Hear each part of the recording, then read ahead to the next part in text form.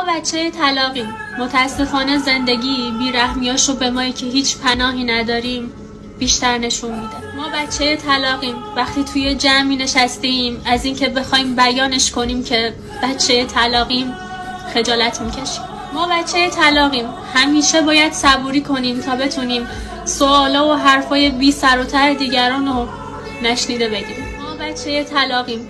به هیچ کس نمیگیم زندگیمون چقدر داغونه. اجازه میدیم که فکر کنن همه چیز خوب و رو به راهه. اینجوری بیشتر به نفعمونه. ما بچه طلاقیم. درسته کسی اون نداریم ولی خودمونو داریم که از هر کسی قوی تریم. فقط میخوام یه چیز بگم. پدر مادرای عزیز لطفاً بچه هاتون رو درگیر مسائلی که بیشتر از توانشونه نکنید. همه رفتند تا زمستان شد